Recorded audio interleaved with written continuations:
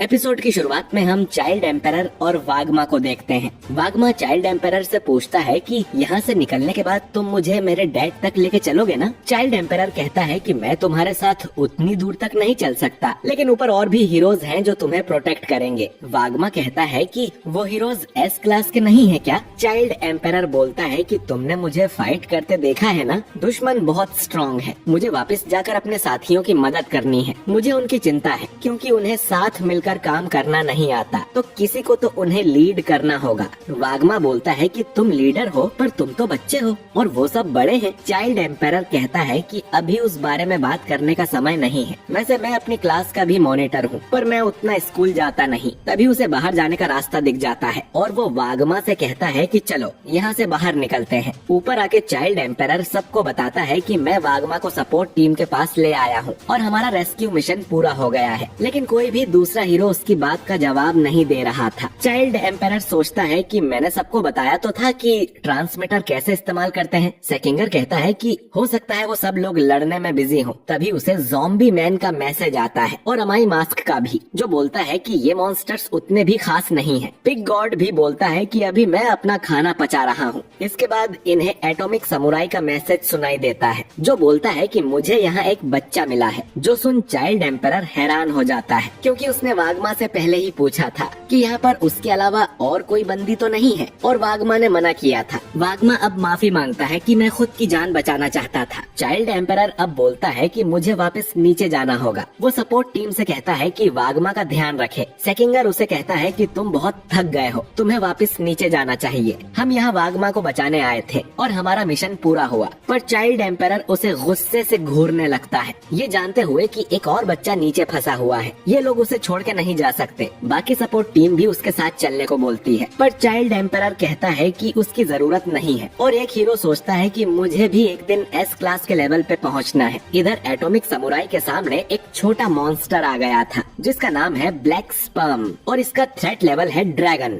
वो बोलता है कि तुमने मुझे काटने की कोशिश की, तुम मुझसे लड़ने का तो नहीं सोच रहे ना, तो तुम हो एटॉमिक समुराई। तुम्हारे बारे में ग्योरो ने बताया था, तुम दिखने में तो कुछ खास नहीं लगते। एटॉमिक समुराई बोलता है कि मेरे पास तुम जैसों के लिए फालतू टाइम नहीं है। तो ब्लैक स्पर्म कहता है कि तुम मुझे हल्का समझ रहे हो क्या, और वो अपने एक हाथ को बहुत बड़ा कर लेता है। एटॉमिक समुराई एक ही वार में उसके हाथ को काट देता है और बोलता है कि मैंने तुम जैसे ना जाने कितनों को काटा है। पर तभी वो देखता है कि उस कटे हुए हाथ से एक और ब्लैक स्पर्म बन गया था। असल में इस मॉन्स्टर की यही पावर है कि इसे जितनी बार भी काटा जाए इसके उतने ही रूप हो जाते हैं और ये मल्टीप्लाई होता रहता है। एटॉमिक समुराई कहता है कि फिर तो मैं एक साथ तुम सबको काट दूंगा। वो अब अपनी तलवार से मॉन्स्टर के अनगिनत टुकड़े कर देता है, लेकिन वो जितनी बार भी इस मॉन्स्टर को काट रहा था ये उतनी बार ही मल्टीप्लाई हो रहा था। एटॉमिक समुराई अटैक करता ही रहता है और देखते ही देखते ये पूरा कमरा ब्लैक स्पर्म के क्लोन्स से भर जाता है। एक क्लोन बोलता है कि तुम्हारा खेल खत्म हुआ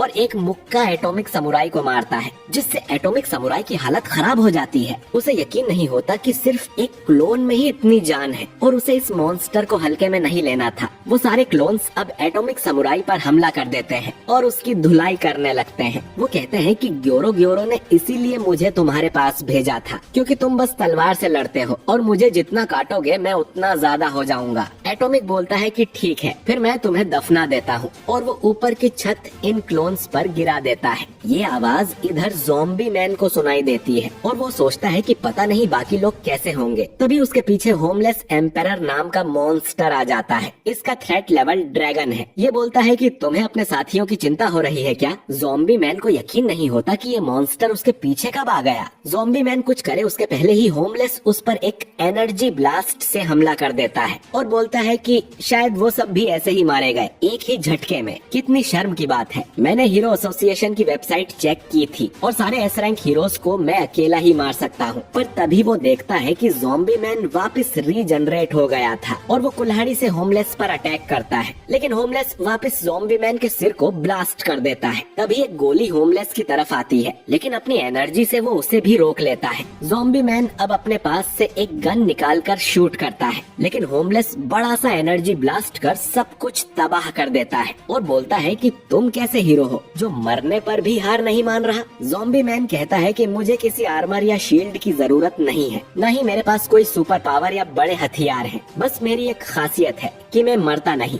ज़ॉम्बी मैन मन में सोचता है कि ये मॉन्स्टर तो बहुत ही स्ट्रॉन्ग है और पूछता है कि तुम इतनी जल्दी कैसे अटैक कर लेते हो। होमलेस बोलता है कि अब समझ आया कि तुम्हें ज़ॉम्बी मैन क्यों कहा जाता है। तुम मेरी पावर का सीक्रेट जानना चाहते हो। ठीक है, मैं बताता हूँ कि मुझे ये पावर कहाँ से मिली। करीब 1 महीने पहले तक मैं एक पार्क में रहता था। मैंने अपनी जॉब खो दी थी और मुझे घर से भी लात मार के निकाल दिया गया था। नए एम्प्लॉइज की वेलकम पार्टी में मुझे मेरे बॉस ने नंगा नचवाया था और फिर उसी वजह से मुझे अगले दिन निकाल दिया गया। मैं एक पार्क में पड़े पड़े आसमान को देख रहा था और सोचता था कि मेरा घर ये पूरी पृथ्वी ही है। और फिर उसे इंसानों पर गुस्सा आने लगा जो अपने फायदे के लिए इस पृथ्वी का बुरा हाल कर रहे थे। इस बात का उसे इतना बुरा लगा कि वो खुद भी मिट्टी में मिल जाना चाहता था और मरने को तैयार था। लेकिन तभी उसके सामने कोई प्रकट हुआ।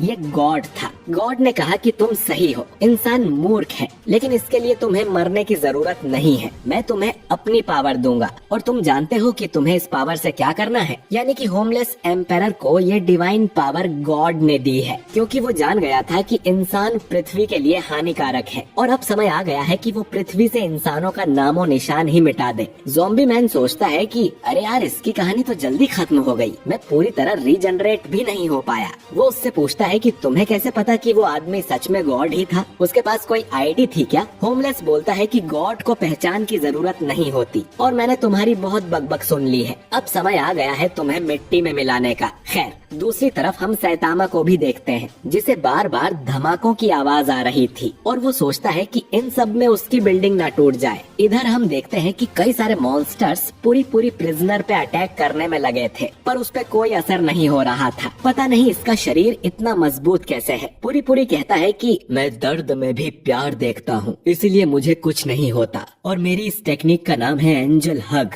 सारे मॉन्स्टर्स अब उससे दूर भागने लगते हैं, पर तभी उनके सामने वैक्यूमर नाम का मॉन्स्टर आ जाता है, जिसका थ्रेट लेवल डीमन है। ये बोलता है कि तुम लोग ऐसे भाग नहीं सकते। तो मॉन्स्टर्स कहते हैं कि इतना शौक है तो तुम खुद उससे अकेले लड़ लो। वैक्यूमर बोलता है कि ठीक है, पर मुझे तुम्हारी पावर्स चाहिए। वो अपनी सूंड के अंदर इन सब को खींच लेता है। ये देख पूरी को बुरा लगता है कि वैक्यूमर ने अपने ही साथियों को मार दिया। वैक्यूमर बोलता है कि वो इन लोगों की पावर को तब तक इस्तेमाल कर सकता है जब तक वो उन्हें पचा नहीं लेता, और फिर मैं सब हीरोज को हरा दूंगा। इतना कहकर वो पूरी पे बड़ा सा धमाका करता है। पूरी बोलता है कि उन सब हीरोज को हराना तुम्हारे बस की बात नहीं है। मैं भी एक एस क्लास का हीरो हूँ, लेकिन उनकी पावर्स के सामने तो मैं बस एक आम आदमी हूँ। तो अपना मुंह चलाने से पहले जरा इस हट्टे कट्टे मर्द को हरा के दिखाओ। वैक्यूमर उस पे और भी अटैक करता है और कहता है कि तुम्हारा शरीर तो हार मान रहा है, उसकी पूरी बॉडी कांप रही है। तुम्हारा मन भले ही मजबूत हो, लेकिन तुम्हारा शरीर ही तुम्हारा साथ छोड़ देगा तो क्या करोगे? पूरी कांपते हुए एक खम्बे से अपनी उंगली लगाता है और वो पूरी दीवार ही धूल बन के गिर जाती है, जो देख वैक्यूमर हैरान था। पूरी बोलता है कि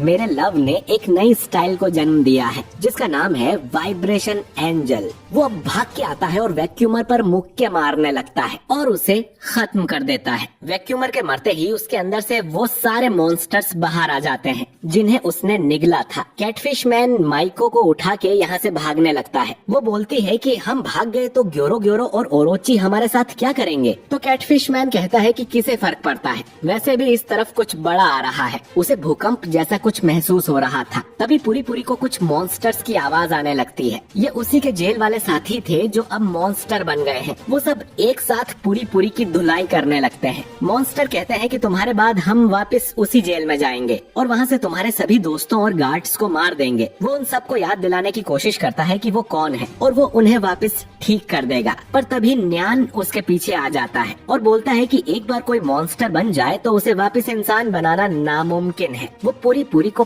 पंजे मार देता देता है जिससे वो घायल हो जाता है और बाकी काम वो अपने मॉन्स्टर्स पे छोड़ देता है। पूरी वापस खड़ा हो जाता है और कहता है कि मैं अपने दोस्तों को बचा के रहूंगा। वो उस पे वापस हमला करते हैं, लेकिन अब उसकी बॉडी पहले से ज्यादा स्ट्रॉन्ग हो गई थी। वो अब न्यान की तरफ हमला करने भागता है और उसे देख न्यान को अपने मालिक की याद आ जाती है जो उसे जबरन ही गले लगाया करती थी। खैर, न्यान दीवार में बने एक पतले से गैप से निकल जाता है और बोलता है कि मैं किसी दूसरे हीरो से लड़ने जा रहा हूँ। पूरी भी अब उसके पीछे दीवार में घुस जाता है और उसका पीछा करने लगता है। ये लोग घूम फिरकर उसी जगह आ जाते हैं। पूरी सोचता है कि ये बाकी हीरो से लड़ने का सोच रहा है। इसे पता नहीं कि ये कितनी बड़ी गलती करने जा रहा है। बाद में इसे एहसास होगा कि पूरी तो कितना भला मानुस था। तभी वो पीछे देखता है कि उनकी भागदौड़ में उसके साथी कुचले गए थे। वो उनके लिए रोता है और बोलता है कि मैं तुम्हारा बदला जरूर लूंगा। दूसरी तरफ सैतामा उसके रोने की आवाज सुनता है और बोलता है कि ये भद्दी आवाज कहाँ से आ रही है और ये जगह आखिर और कितनी बड़ी है। मुझे तो यहाँ का रास्ता भी नहीं पता। लगता है किसी मॉन्स्टर से पूछना पड़ेगा। और ये एपिसोड यहीं पर